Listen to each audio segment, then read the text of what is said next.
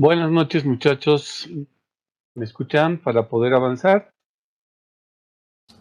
Buenas noches, Lick. Sí, se le escucha bien. Muchas gracias. Bueno, espero que hayan logrado colocar en este formato Excel tus hojitas de trabajo, cosa que puedan ir de la mano conmigo desarrollando los distintos cuadros que vamos a necesitar. Em, a ver, la última clase nos habíamos dado un plan de inversiones colocando en distintos años la compra de activos. Nos habíamos dado también la vida útil de esos activos, el mes que se compra, para poder calcular a partir de ese dato la depreciación y la forma de pago, ¿no? Que sería el tercer componente.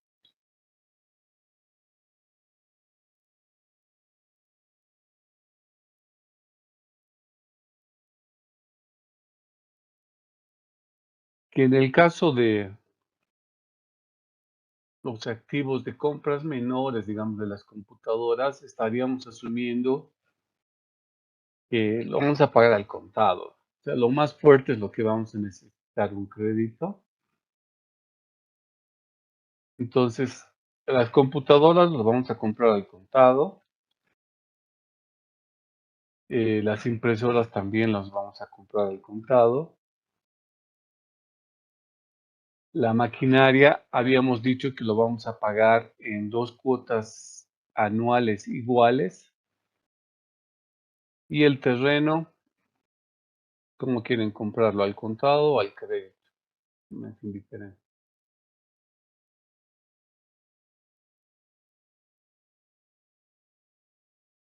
Al crédito, dicen. Sería algo más realista, licenciado, al crédito. Ya, ¿cómo pagarían su crédito? ¿En cuánto tiempo?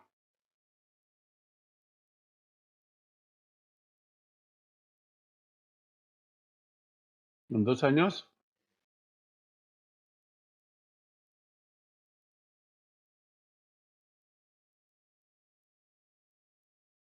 Crédito, bueno, no me dicen nada, entonces voy a asumir el crédito en el año 6 y 7 vamos a hacer el pago, ¿ya? Bueno, entonces sobre la base de estos datos, vamos a simplificar un poquito el ejercicio y vamos a colocar un supuesto importante porque vamos a asumir, aquí le voy a poner, que no existe IVA e ITER. Ya vamos a trabajar sin estos impuestos, para que no nos complique mucho la simulación, porque como hay débitos y créditos, se complica más porque hay que trabajar más a detalle viendo qué compras se hacen con factura, cuál es el grado de recuperación, etcétera. Entonces empezaremos por el primer presupuesto que tenemos que realizar. Y siempre ese presupuesto es el tema de los ingresos o las ventas. Ya les decía en algún momento a ustedes que si yo les pregunto en qué quisieran gastar este mes que viene en septiembre, ustedes me podrían dar pues, unas cartas largas, como yo digo, cartas a Papá Noel, pidiendo todo, ¿no? Podrían decirme desde, no, en septiembre quiero comprarme computadora, quiero comprarme una tablet, comprarme un reloj nuevo, quiero viajar. Entonces, si yo les doy la primera pregunta, ¿en qué quieren gastar, invertir? Ustedes me podrían dar una larga lista. Entonces, no va por ese lado. La primera pregunta es, ¿cuánto de recursos podemos disponer este mes? porque esa respuesta va a marcar la segunda pregunta. ¿En qué podemos gastar o invertir? ¿Entienden? Por eso es que la lógica de proyecciones siempre se empieza con ingresos, siempre se empieza con las ventas. Porque en función a ese número, ustedes van a poder recién pensar cuánto van a gastar, en qué van a gastar, o si van a invertir, etc. ¿Ok? Pues no se me olvide. Siempre en toda proyección, sea de corto o largo plazo, el primer presupuesto que se elabora es el presupuesto de los ingresos, las ventas. Eso es lo que vamos a hacer.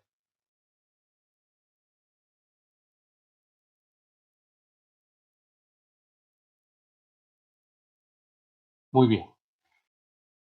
Como estamos proyectando a 8 años, esas van a ser las cabeceras de estas respectivas columnas. Aquí vamos a colocar en la primera columna el concepto. Acá podemos colocar las unidades.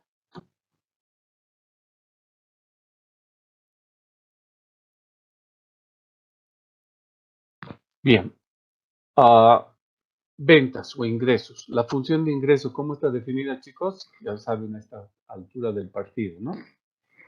¿Cuál es la función de ingreso?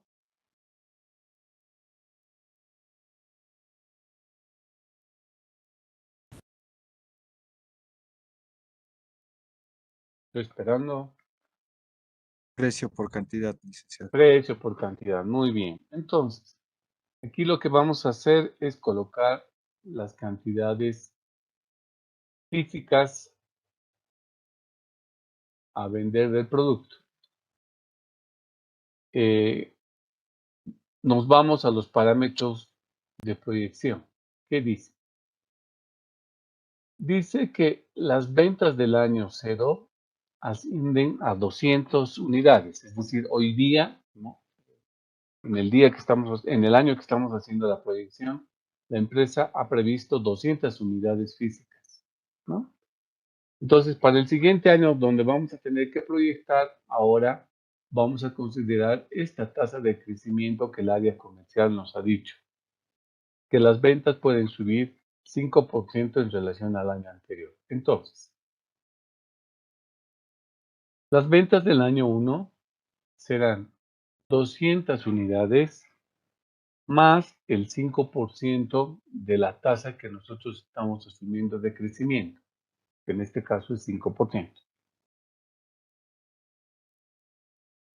Por lo tanto, las ventas del año 1, las cantidades físicas que pretendemos vender en el año 1 son 210 unidades. Las ventas del año 2 serán las ventas del año 1 más el 5%. O el porcentaje que tengamos previsto en los parámetros de proyección.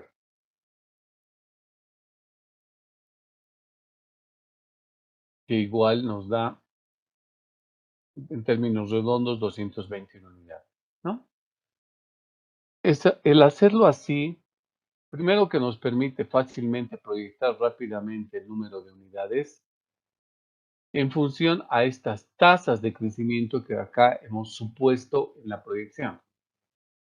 Lo importante es de que ya estas cifras automáticamente se van a modificar en la medida que nosotros, si más adelante vemos por conveniente, podemos decir, los primeros 4 años incrementamos al 5, pero el año 5, 6, 7, 8 subimos a 6% la tasa de crecimiento de las ventas. Entonces, ya automáticamente aquí se está modificando esos ventas, ¿no? Esa es la ventaja de tener acá, en este cuadro con fondo amarillo, todos los parámetros asumidos para la proyección. Entonces, el criterio que estamos utilizando en el largo plazo es proyectar las unidades que van a ser objeto de venta para cada año. No se olviden que cuando ustedes planifican, el grado de detalle que se planifica en el corto plazo es mayor. En cambio, el grado en que se planifica en el largo plazo es mucho más agregado, es más consolidado. Se proyectan las grandes cuentas, no se proyectan el menudeo, en otras palabras, ¿no? Cuenta por cuenta, no. Se proyectan las grandes cuentas que probablemente se van a mantener los siguientes gestiones. Bien, ya tenemos entonces proyectadas las unidades físicas. La otra variable, como dijo el compañero, es el precio. El precio estará en unidades monetarias. En cambio, la anterior variable eran unidades físicas del producto. Ok, ¿qué tenemos en cuanto al precio? El supuesto dice que el precio se mantiene los primeros 4 años a 110 y los siguientes 4 años sube a 125. Entonces, esa información me lo voy a bajar. El precio será 110 los primeros años del 1 al 4 y 125 del año 5 al 8. Bueno, entonces multiplicando precio por cantidad, eso nos dará el importe de las ventas, que serán pesos por año. El precio será precio por unidad, ¿no? Entonces, ¿cuánta platita vamos a vender? Será multiplicar 110 por 210, precio por cantidad. Y la misma lógica aplicamos al resto de los años. Con lo cual ya tendríamos proyectado nuestro primer cuadro que corresponde al presupuesto de esto. Entonces, todo el mundo, por favor, llegue hasta ahí con las cifras que corresponda.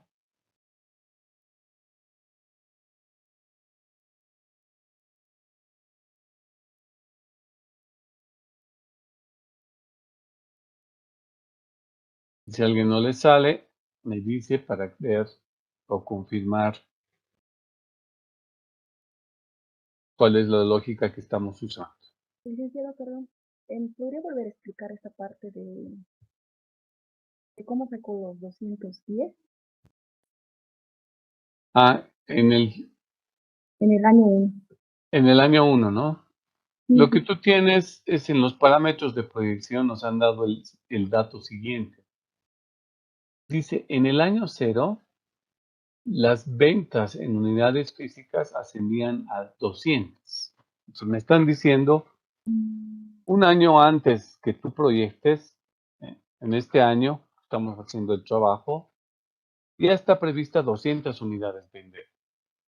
Entonces en el año 1 va siguiendo los criterios de proyección de ingresos, ¿te acuerdas? Siempre vamos a asumir que los ingresos van a subir. Entonces nosotros asumimos que las ventas van a subir en 5%. Entonces, como las ventas del año 0 es 200, le vamos a añadir para el año 1 un 5%. Entonces, de ahí nacen los 210. Pero los 210, como tú puedes ver en la fórmula, no he hecho lo siguiente, yo no hice así. No dije, 200 son las unidades que vendemos en el año 0. Ya, esto es en el año 0. Pero no saco en forma separada y digo, ahora las ventas van a subir en 5%. Entonces digo, 5% de 200, ¿cuánto es? 10. Y después recién sacar las ventas del año 1.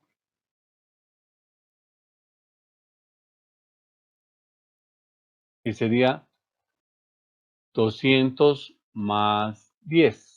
Daría 210. Hacerlo de esta manera es bien largo, ¿no? Bien largo y poco ágil, digamos.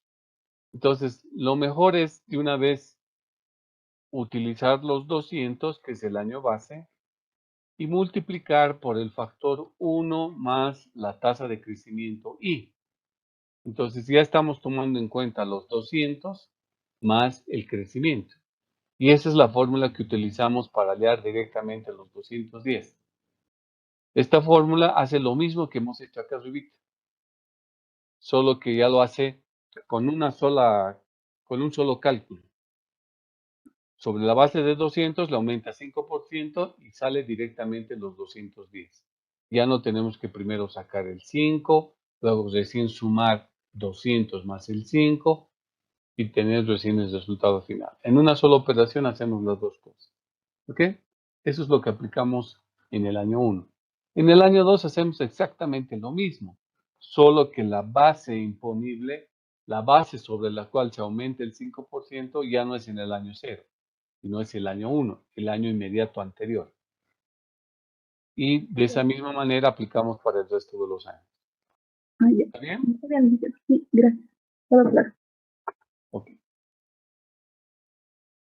Una vez que tenemos el presupuesto de ventas, vamos a colocar o proyectar el presupuesto de costos, donde van a estar todos los componentes excepto la depreciación.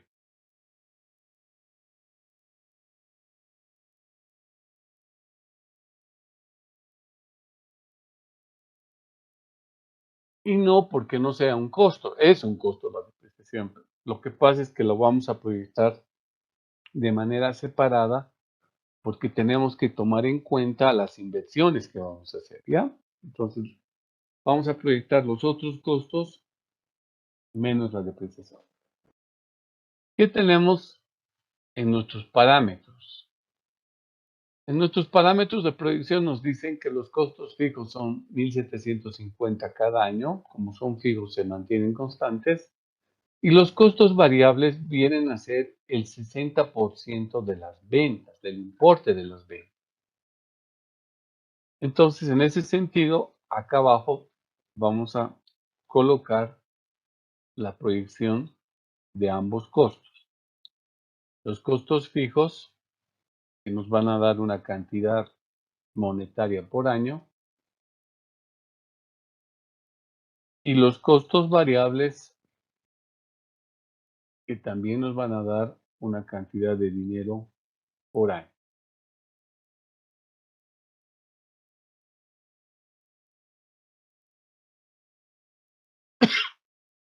Costos fijos, año 1. ¿De dónde saco? De los parámetros de proyección. Han dicho que el año 1 va a ser 1.750 y lo mismo para los siguientes 7 años. O sea, estamos jalando los datos de la proyección. Si aquí ustedes consideran que el costo fijo en algún año en particular se va a ver incrementado, pues lo modifican, no hay problema. Este es otro de los motivos por lo cual la depreciación la estamos proyectando en forma separada.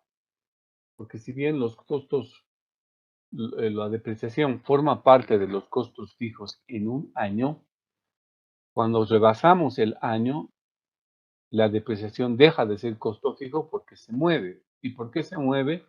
Porque hay altas y bajas que se dan en los activos fijos y eso hace que suba o baje la depreciación. Costos variables. ¿Cómo calculamos? Dice, grabamos este porcentaje que es para el año 1, 60% de las ventas. Ya las ventas las tenemos calculadas. Para el año 1 es 23.100. Entonces, el parámetro que estamos usando es el 60% de las ventas van a ser costos variables, que nos da 13.860. Y en los parámetros de proyección hemos previsto que los costos variables se van a mantener en 60% 4 años y los últimos 4 años van a subir al 65%.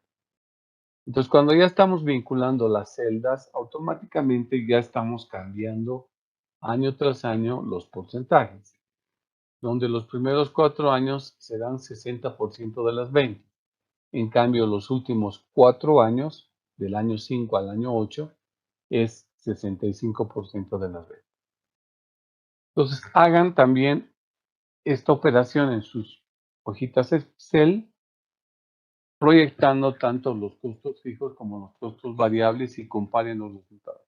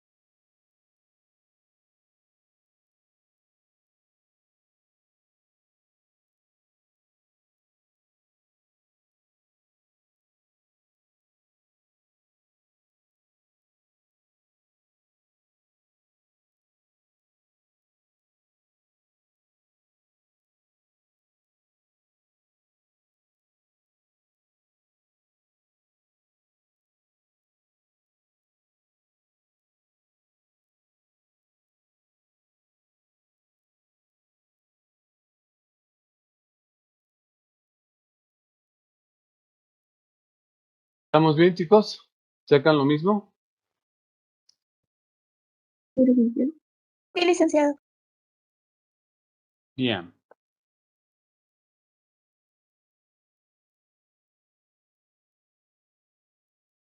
En el balance que nos dimos, como balance general al inicio, nosotros hemos previsto la existencia de una hipoteca, es decir, que la empresa tiene una deuda de largo plazo. Una deuda cuyo saldo es 6,700 y que tiene que ser cancelada en 4 años y medio con una tasa del 18% y mediante cuotas semestrales igual. Esto es al terminar el año cero. Pero este saldo no conlleva de que para los siguientes años, es decir, específicamente los siguientes 4 años y medio, nosotros tenemos que programar cómo se va a ir pagando esta deuda. Entonces, lo que necesitamos a continuación elaborar es el presupuesto del servicio de la deuda en sus dos componentes, tanto capital como interés. ¿Ok? Entonces vamos a colocar acá primero las condiciones de esa deuda.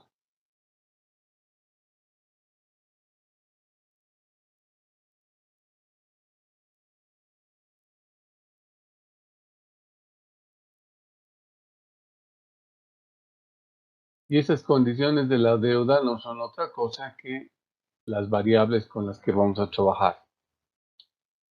Capital, o le pondremos más específicamente el saldo insoluto, o sea, cuánto debemos de la deuda al terminar el año cero. Y ese saldo insoluto son los 6,700. También nos han dado la tasa de interés. La tasa de interés de la deuda es 18%.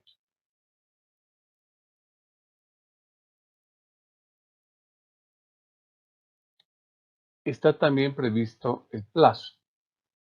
El plazo son 4 años y medio, ¿no ves? Pero como vamos a hacer los pagos en forma semestral, el plazo lo vamos a expresar en semestre. ¿Cuántos semestres tenemos? Entonces, en 4 años y medio tenemos 2 semestres por año, por lo tanto, el plazo es equivalente a 9 semestres. ¿Sí? Y finalmente las cuotas. Las cuotas hemos dicho que van a ser semestrales. Y al ser las cuotas semestrales, nos han dicho que van a ser cuotas iguales. Ahí tienen, cuotas semestrales iguales. Entonces, cuando nos dicen que las cuotas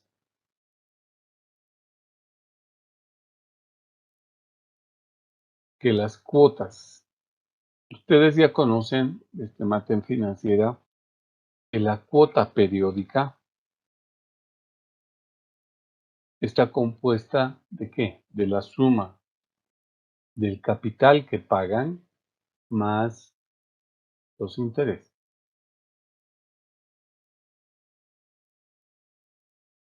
Estas dos cosas componen la cuota, en este caso la cuota semestral, por un lado. Y por el otro lado, hay distintos sistemas o técnicas para amortizar préstamos. Una de las técnicas que permite que las cuotas sean iguales es el llamado método francés o europeo.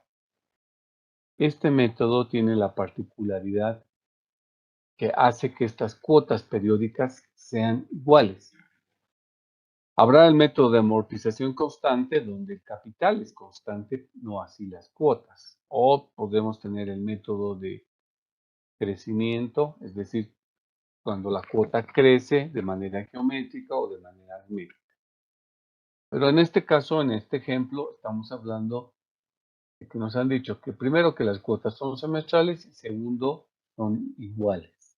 Entonces, al decirme que son iguales, ya me está dando referencia al método francés.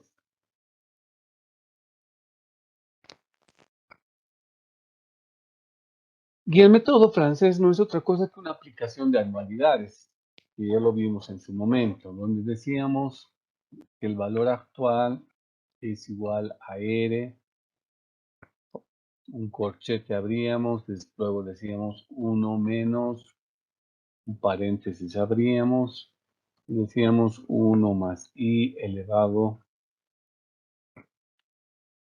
a menos N, cerrábamos corchete, y después dividíamos entre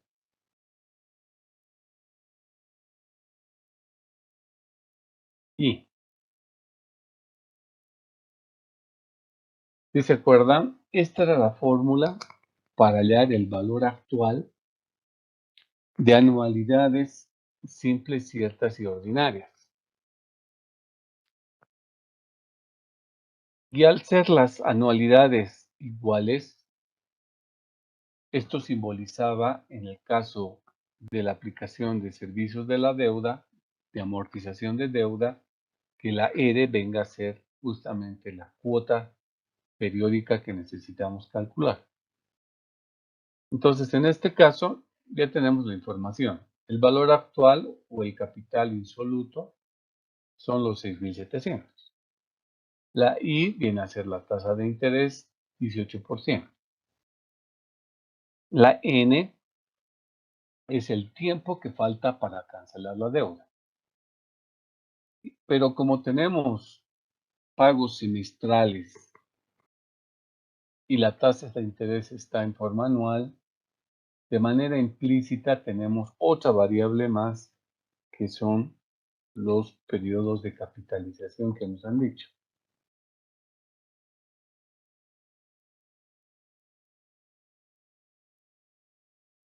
¿Y cuál serían los periodos de capitalización? Sería J igual a 2. ¿Por qué 2? Porque estamos trabajando con periodos semestrales y el año tiene 2 semestres.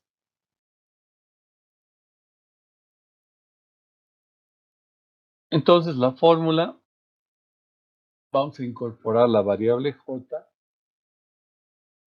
donde divide a la tasa entre J, al 18% lo vamos a dividir entre periodos semestrales, y el tiempo también hay que multiplicarlo por J. O sea, va a ser elevado a N por J.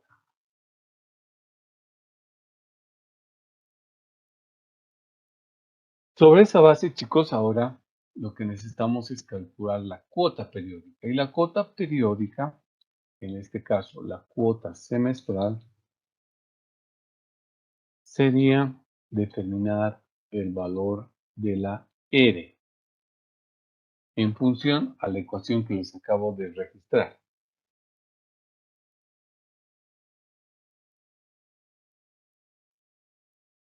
Entonces, sustituyan la información y díganme cuánto les sale su R, por favor.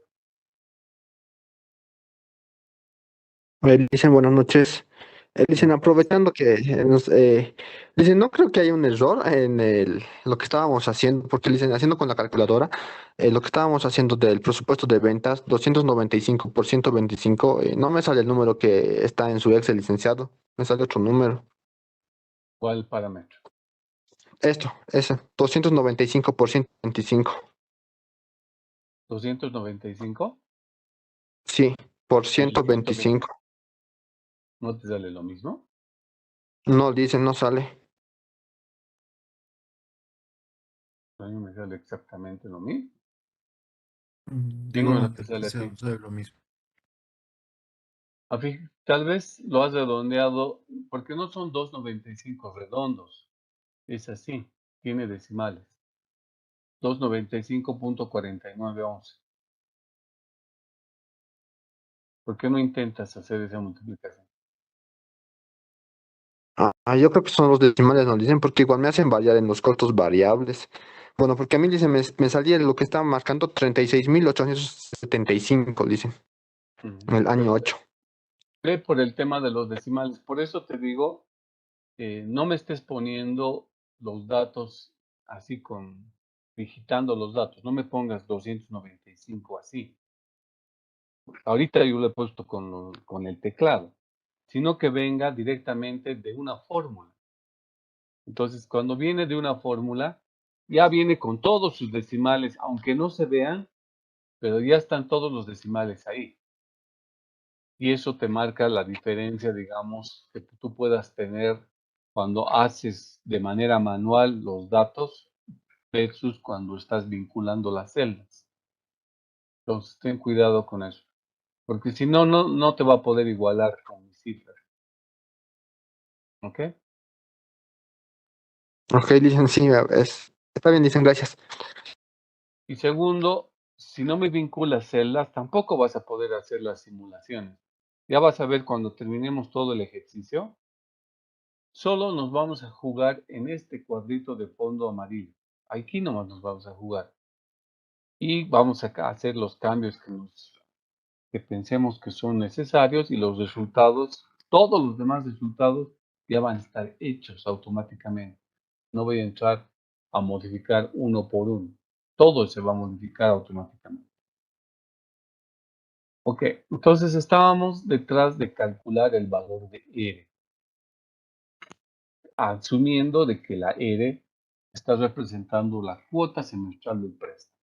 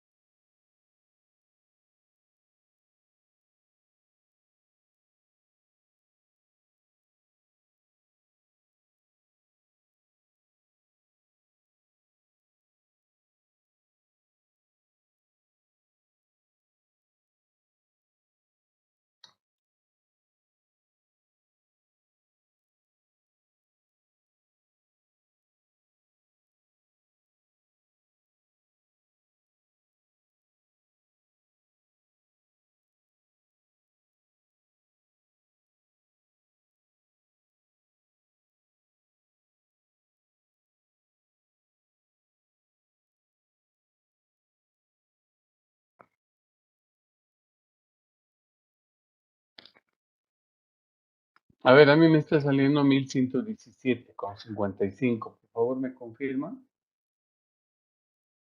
Sí, licenciado, ¿Les da sabe. lo mismo? Ok, gracias. Sí.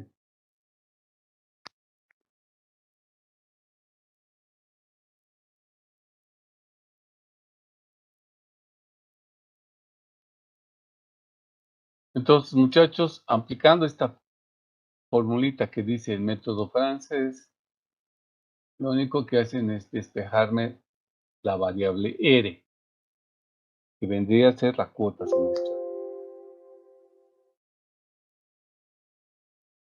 Una vez que tenemos eso, chicos, ahora vamos a proyectar el cuadro de amortización. Ustedes deben acordarse.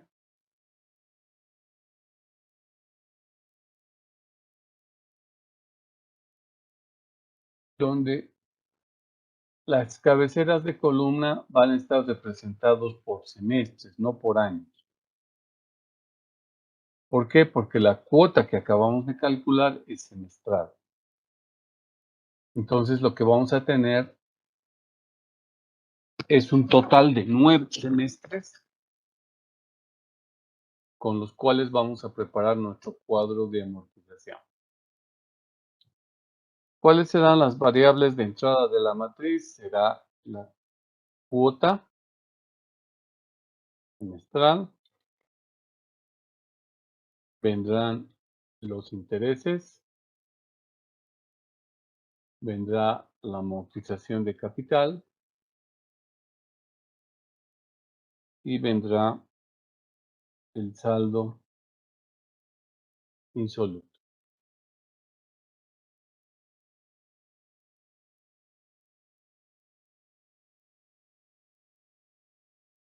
Entonces preparen su matriz de esta forma, que es el típico matriz de los sistemas de amortización que habíamos visto en mate financiera, ¿no?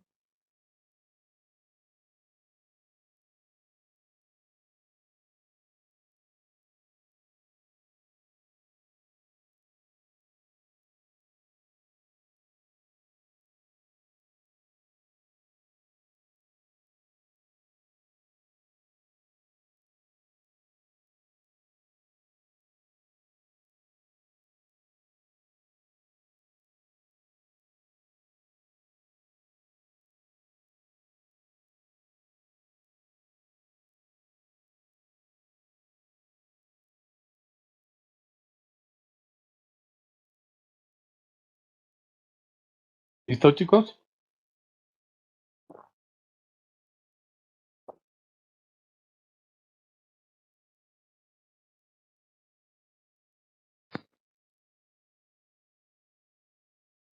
Ok, el valor de la R que hemos calculado, que es la cuota semestral, y al estar aplicando el método francés, determina que todos los semestres sean similares en cuanto a su cuota. Pues por eso que en los 9 semestres estos 1117,55 permanecen constantes. Arrancamos con un saldo insoluto al terminar el año 0 o el semestre 0 de 6.700. Luego este cuadro de amortización tiene la lógica de que una vez que ustedes tienen la cuota semestral, en este caso, calcula los intereses. Los intereses es sobre saldos insolutos. Entonces agarramos y calculamos cuántos son los intereses de 6.700 6 meses después. Aplicamos la tasa de interés del 18% capitalizable semestralmente por un semestre. Eso nos da el interés de 603. Y la amortización de capital viene a ser la resta entre la cuota, la plata que llevamos al banco, menos la plata que se queda para pagar intereses. ¿Cuánto nos sobra? Nos sobra 514,55. Esa será la cantidad de dinero que vaya a reducir su deuda. Entonces, al terminar de cancelar la cuota semestral 1, ya no vamos a deber 6.700, sino vamos a deber la diferencia entre 6.700 menos los 514,55 que estamos pagando ahora. El saldo de nuestra cuenta queda en 6.185. ¿Estamos bien, muchachos? ¿Me comprenden de dónde estamos sacando estos datos? Estamos utilizando el bien sabido tema de sistemas de amortización que han visto en Mate Financiero.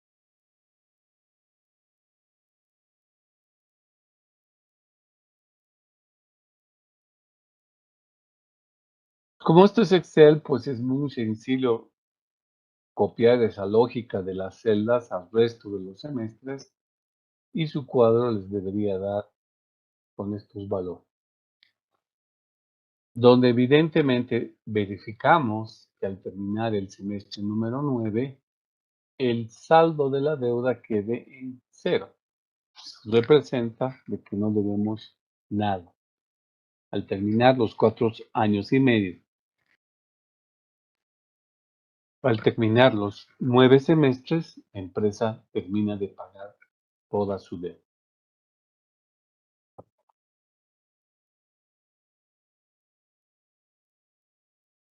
Repliquen.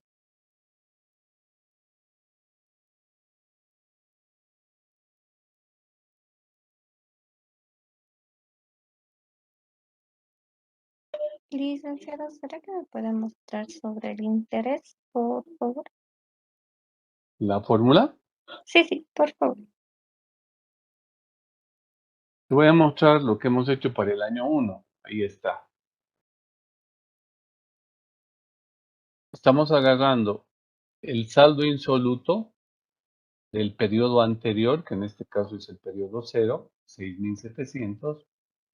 Lo multiplicamos por la tasa de interés, que es 18%, pero le aplicamos la tasa proporcional, no la tasa del año, sino la tasa del semestre. Entonces, como un año tiene 2 semestres, ese 18% lo estamos dividiendo entre 2. En pocas palabras, el importe de los intereses del primer semestre es capital, 6.700, por tasa de interés, 18% dividido entre 2. ¿Por cuánto tiempo? Por 1. ¿Por qué 1? Porque 1 es el semestre que ha pasado, es el tiempo que ha pasado entre el 0 y el 1. En el semestre 2 hacemos lo mismo, pero ya no trabajamos con el saldo del año 0, sino trabajamos con el saldo del año 1.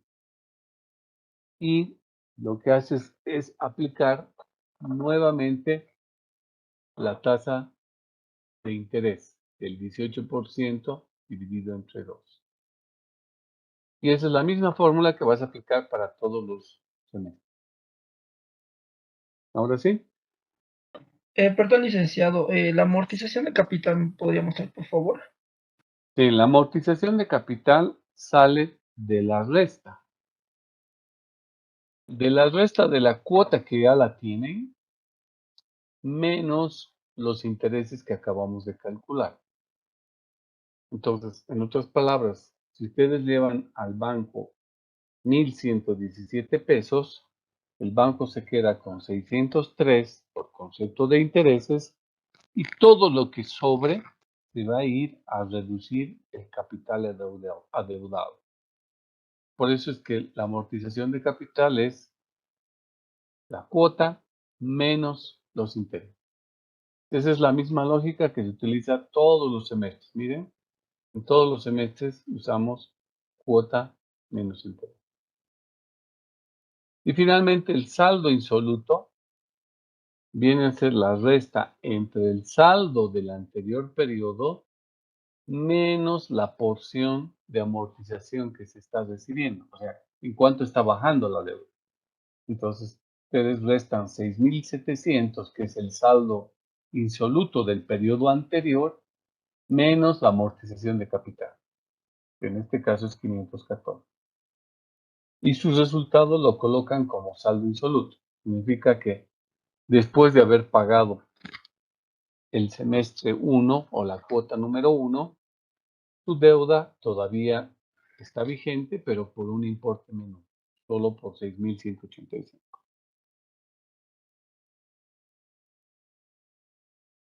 Dicen, un poco Sí, atrasado, de acuerdo que le comenté que no cuadraba la multiplicación, ya lo arreglé, licenciado. Ahora está cuadrando, dicen. Un poco igual. dicen ando atrasado. No sé si me podría el método francés, licenciado. Esta es la fórmula que debemos aplicar para sacar la cuota semestral. Sí. No sé si No, dicen por explicar no un sé si poco has de cómo la visto saca del 1.117.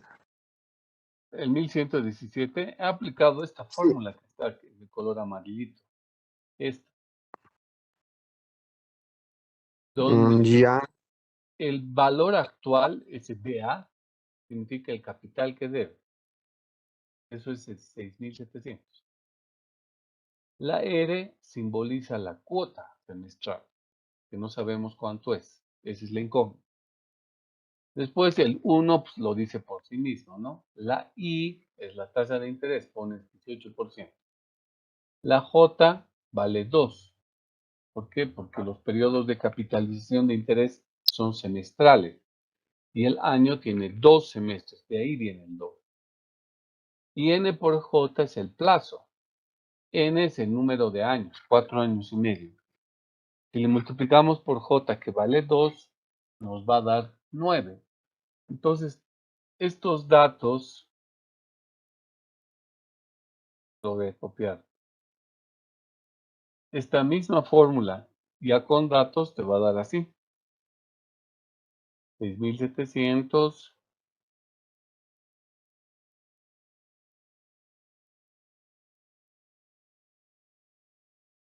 Aquí vas a poner en vez de I, es 0.18, que es el 18%. En vez de J vas a poner 2.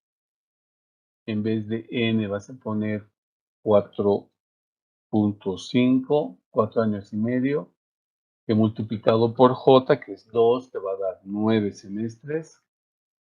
Y aquí abajo vas a colocarme tasa de interés 0.18 dividido entre J, que vale 2. Listo. Entonces de acá lo único que necesitas es despejar R. Y cuando despejes R te va a dar estos 1117,55.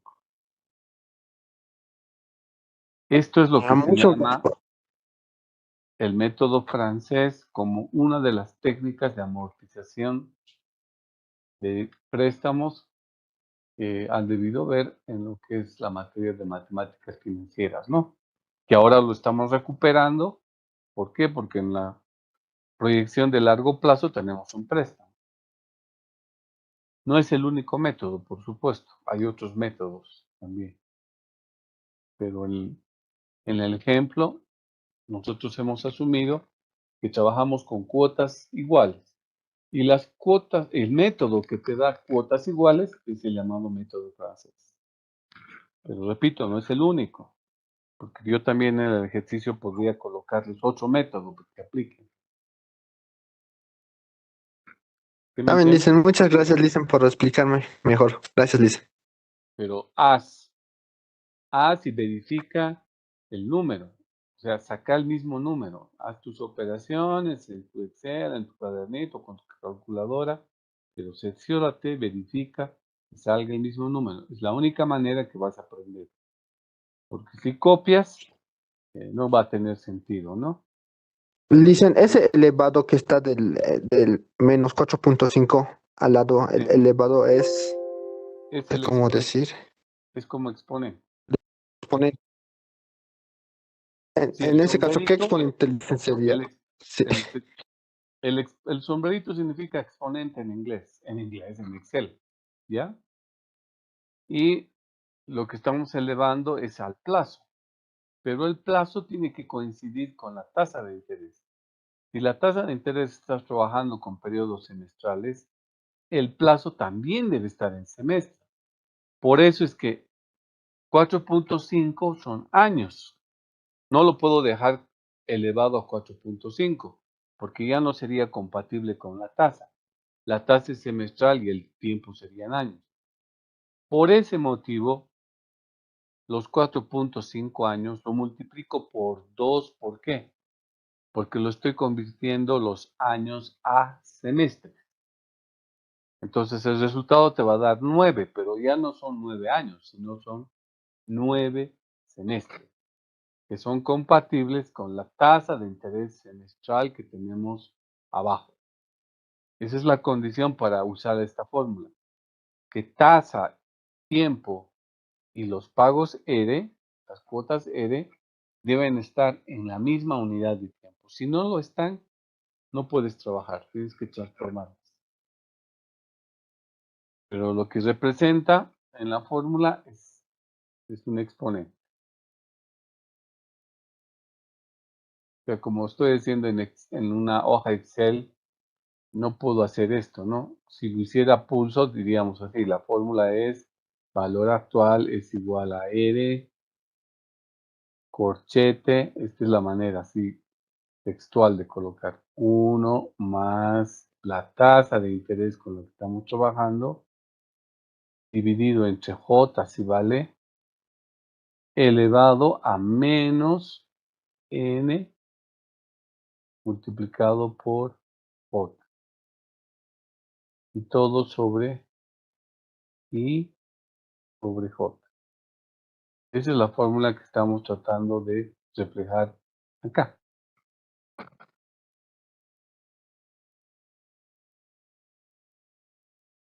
¿Estamos mejor? Sí, dicen. Ya estoy mejor captando.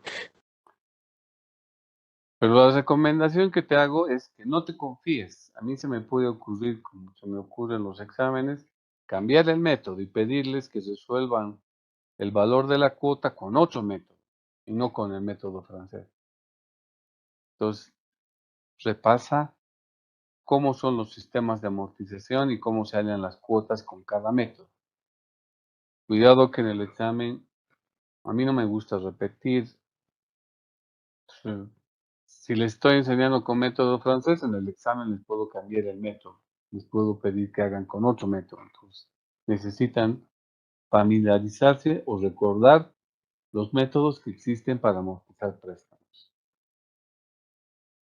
Bueno, entonces, una vez que está elaborado nuestro cuadro, que es el servicio de la deuda, nos está diciendo cómo vamos a pagar capital e intereses, pero de forma semestral. Pero nuestro presupuesto de largo plazo no estamos trabajando en semestres, si se dan cuenta, todo está en años. Entonces, lo que vamos a hacer es un cuadrito que refleja lo mismo, pero expresado en años. En otras palabras, vamos a colocar el servicio de la deuda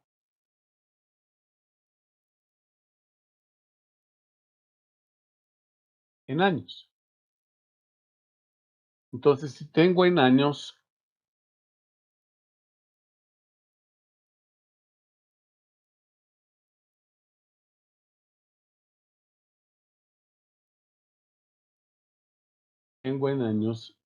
los valores que ahora vamos a colocar,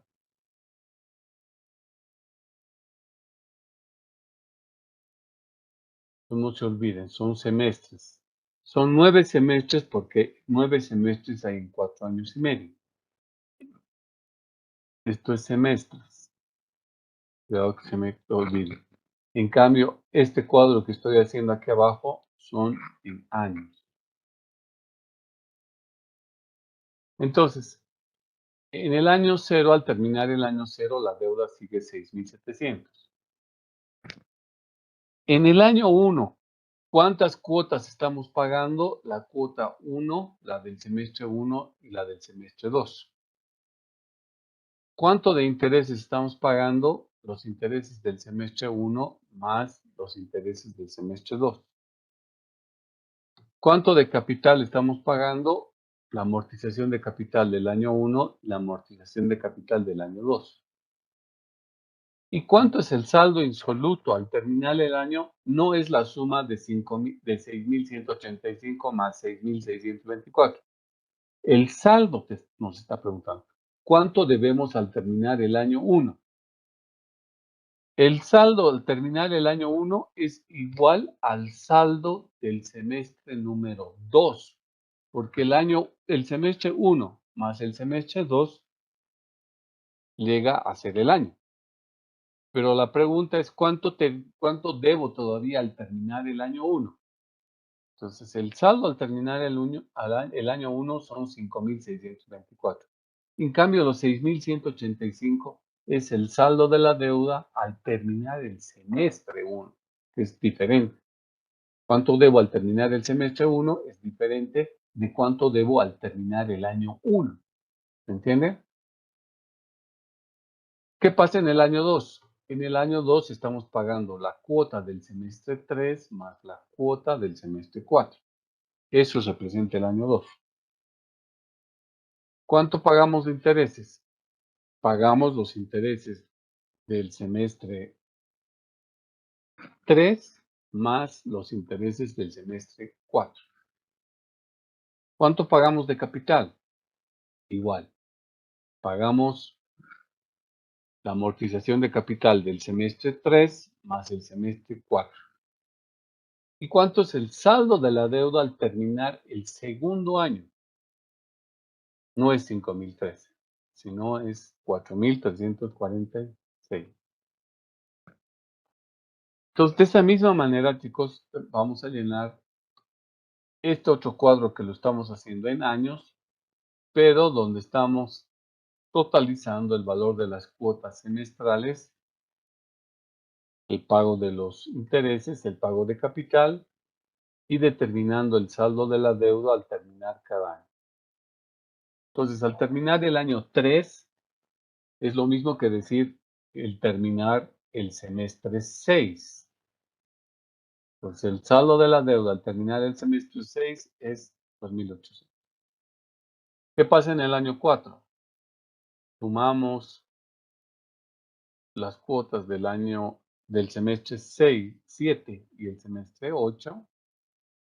Sumamos los intereses del semestre 7 y 8, el capital del semestre 7 y 8, y el saldo de la deuda es el saldo que está apareciendo en el semestre 8, porque el semestre 8 significa el año 4. Y finalmente, en el quinto año, solo pagamos una cuota semestral, un solo interés y un solo capital. ¿Cuánto es el saldo? El saldo es 0, porque cuando termine el año 0, el año 5, ya no debo nada al banco. Ya está pagada la deuda, porque la deuda se amortizaba en 4 años y medio. Por ello no tengo nada para el año 6, no tengo nada para el año 7, ni el año 8. Entonces acá nuestro cuadrito está resumido, pero en forma anual y no en forma semestral.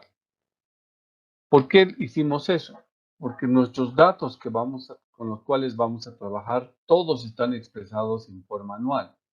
Entonces, para no estar trabajando en forma semestral, lo que hemos hecho es unir las cuotas, unir los intereses, unir la amortización de capital y rescatar el saldo de la deuda al finalizar cada año. ¿Entendido, chicos, lo que hemos hecho?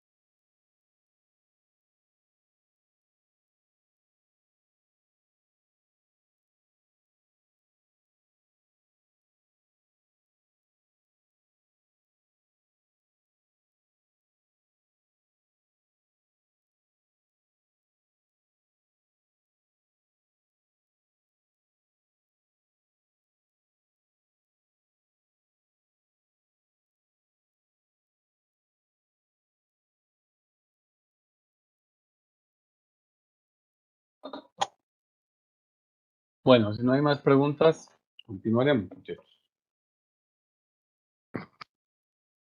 Pero repito, hagan en su planilla Excel, avancen elaborando todos estos cuadros que venimos haciendo. Es la única manera donde vamos a poder realmente ver cómo estamos avanzando y si vamos coincidiendo nuestros datos para que podamos igualar. Licenciado,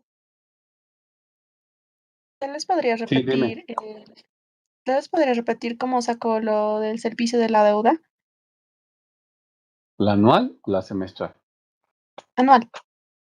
Por favor, Lic. Ok, le vamos a poner entre paréntesis anual. Y aquí arriba estamos haciendo también el mismo servicio de la deuda, pero en forma semestral. Ya. Entonces, el año 1 para el cuadro que está en la parte inferior representa el semestre 1 y 2 del cuadro que está arriba. ¿Ya? O sea, esto que está con color verde que estoy poniendo ahorita, todo está en semestre. En cambio, abajo, de color amarillo, todo está en años. Entonces, cuando yo coloco el valor de la cuota, lo voy a borrar esto porque puede ser que esté confundiendo. Yo no voy a poner cuota semestral, sino voy a poner la cuota del semestre 1 y del semestre 2. Entonces, si te das cuenta, estos 2.235 viene de haber sumado el semestre 1 y la cuota del semestre 2. De ahí viene. Estos otros 2.235 viene de sumar el semestre 3 y el semestre 4. Entonces, así sucesivamente hemos ido sumando de 2 en 2 los semestres para que tengamos el dato anual. Excepto cuando en el semestre 9, porque se acabó la deuda y no tengo semestre 10. Entonces, en el quinto año solamente está entrando el semestre 9. ¿Entiendes? Entonces, bajo la misma lógica, así como he unido las cuotas del semestre 1 y 2, también uní los intereses del semestre 1 y 2, también unimos la amortización de capital del semestre 1 y 2. Y esa es la misma lógica que se aplica al resto de los años. ¿Qué hacemos con los saldos? ¿Por qué no uno? Si te fijas, en el caso de los saldos, no estoy tomando la suma del semestre 1 y del semestre 2, porque sería una aberración. El saldo significa cuánto debes al banco al terminar el año. Entonces, no puedo sumar lo que yo debía al banco al terminar el semestre 1 más lo que debo al banco al terminar el semestre 2, porque estaríamos duplicando la deuda, ¿me entiendes? Por ese motivo es que solamente jalamos como saldo insoluto el saldo que refleja el semestre 2, la segunda parte del año, en otras palabras. Si te fijas en el año 2, ahora no jalo el saldo del semestre 3, sino jalamos simplemente el saldo del semestre 4. ¿Por qué? Porque el semestre 4 significa el final del segundo año. En el año 3, ¿qué jalamos? El final del semestre 6. Pero entonces, en el tema de los saldos, no se coloca sumando los dos semestres, sino se coloca el saldo final que está reflejando al terminar cada uno de los años. Esa es la gran diferencia frente a las otras tres líneas que constituyen la cuota, los intereses y la amortización de capital. En el último semestre, ¿qué está sucediendo? En el último semestre ya no debo nada. Y eso está reflejado acá. Un saldo insoluto al terminar los 5 años, la empresa ya no debe nada. ya no debe nada desde cuándo, desde el semestre 9. O sea, cuando ha terminado el mes de junio del año 3, del año 5, cuando terminó el mes de junio, la empresa ya había terminado de pagar todo al banco, ya no debía nada. Entonces, mucho menos va a deber algo en diciembre del año 5, ya va a ser cero. Tú sabes. Pero esa es la forma en que nosotros estamos consolidando el servicio de la deuda expresado en años y no en semestres. Y lo hacemos de manera anual, ¿por qué? Porque todos los cuadros que estamos elaborando estamos trabajando en años. Entonces no podemos desentonar teniendo cifras semestrales. Hicimos el cuadro de manera semestral para extractar de ahí la información. Eso sí, para reflejar fielmente las condiciones con las que estaba previsto cancelar esta deuda. Inclusive podríamos haber puesto cuotas mensuales. Si hubiese sido el caso, si poníamos cuotas mensuales, entonces, ¿cuántos periodos mensuales hubiéramos tenido en los 4 años y medio? Y hubiéramos tenido muchos más, ¿no es cierto? Hubiéramos tenido un total de meses de 54 meses, 54 columnas hubiéramos tenido que hacer si hubiéramos previsto los pagos mensuales.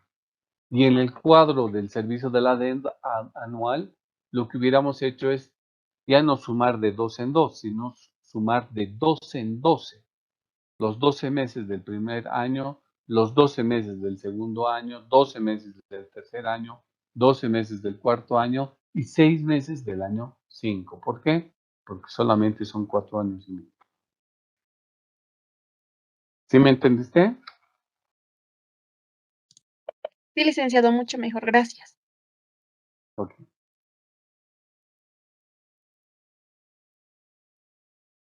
Ok. ¿Qué nos falta ahora proyectar? Nos falta un componente muy importante dentro de la estructura de costos, ¿cuál es la depreciación? ¿No?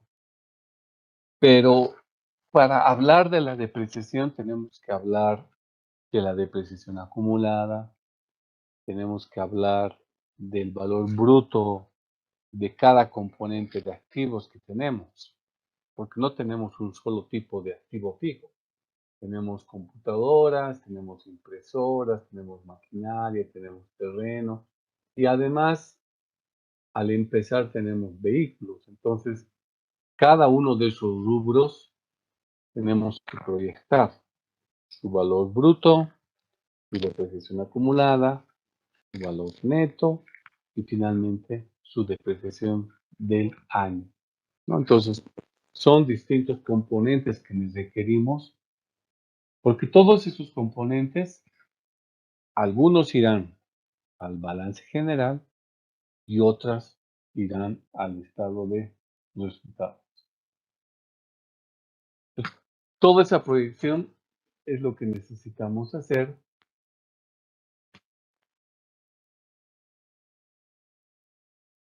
y lo vamos a denominar la proyección de los activos fijos.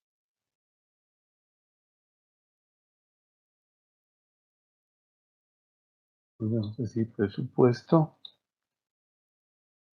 de los activos fijos.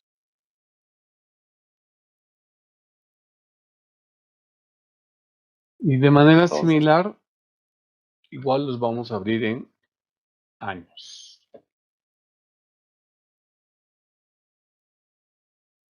Ahora, la proyección de los saldos de los activos fijos lo vamos a hacer por grupos. ¿Por qué por grupos? Una vez más, se lo repito, porque tenemos distintos grupos de activos. No son todos los activos son igualitos, no son. Cada uno, en el ejemplo que tenemos, tiene distintas características. Tenemos terrenos, tenemos vehículos, tenemos computadoras, tenemos muebles, etc.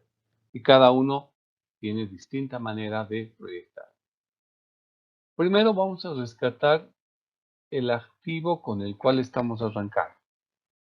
¿Cuál es el activo que tenemos de inicio al empezar el año? Son vehículos. Entonces, ese va a ser el primer rubro.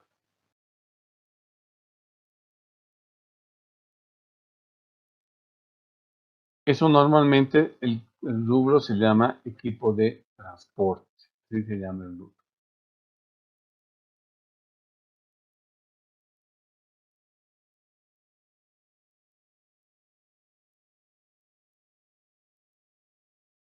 Y vehículos, dice que el valor bruto de vehículos al empezar el año era 50,000. Su depreciación acumulada es 5,000 y el valor neto en libros es el valor bruto menos la depreciación acumulada, nos da 45,000. Esta es la situación de los vehículos al empezar el año o al terminar el año cero, que es lo mismo. Igualito lo tenemos que abrir ahora para el otro rubro que está apareciendo acá. Computadoras e impresoras. Computadoras e impresoras se los engloba en lo que se llama equipo de computación o equipos de computación.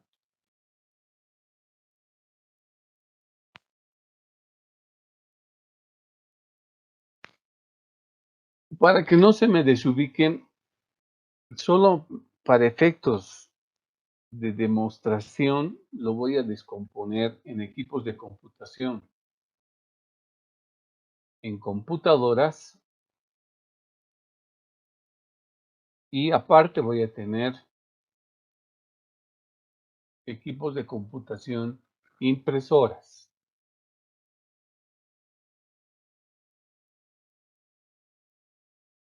Lo voy a hacer así de manera desagregada porque lo debería hacer solamente en una sola bolsa, que serían las computadoras y las impresoras. Pero para que no se me mareen y vean con calmita de dónde estoy sacando los saldos, vamos a depreciar el componente de computadoras por un lado y el componente de impresoras por otro lado. Entonces vamos a tener igual valor bruto en computadoras, depreciación acumulada y después voy a tener el valor neto en computadora.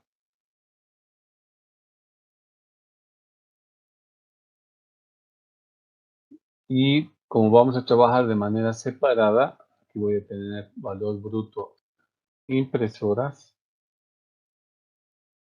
depreciación acumulada y después vamos a tener valor neto de las impresoras.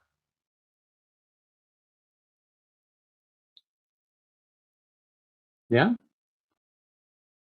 No estamos olvidándonos de una línea más. Vamos a colocar una línea más donde vamos a colocar la depreciación anual.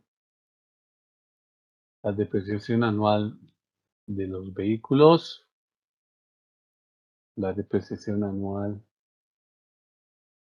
de las computadoras y la depreciación anual de las impresoras. Ok, ¿qué más? ¿Qué tenemos? ¿Qué más tenemos? A ver. Ya tenemos computadoras, ya tenemos impresoras, ahora necesitamos de la maquinaria.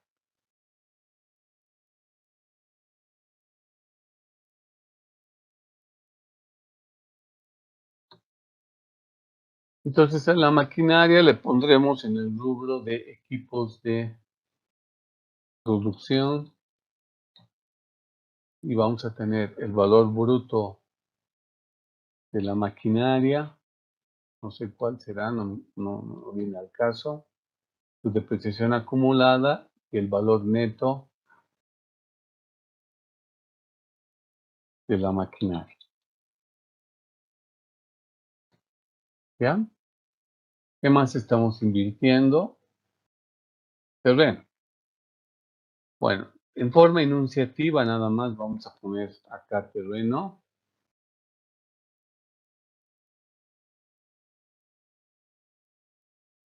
Vamos a tener el valor bruto de terrenos.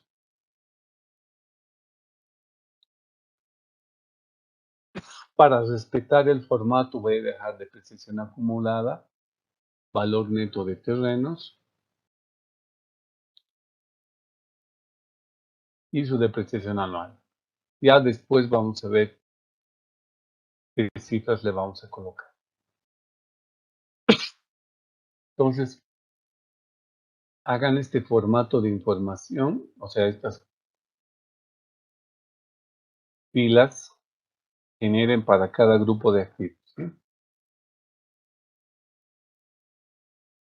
Ya después nos ocupamos de llenarlas nada más.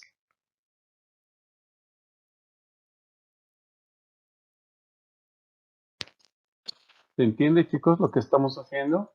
Es el mismo formato para cada rubro de activos fijos.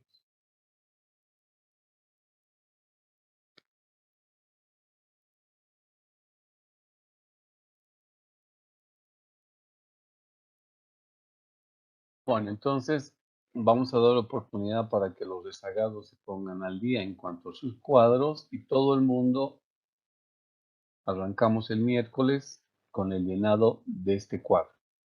¿Ok?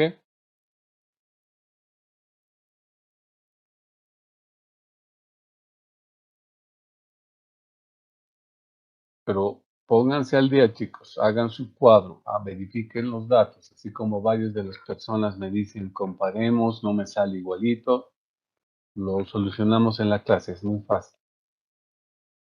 Nos vemos el miércoles, chicos, cuídense. Hasta luego, Lick.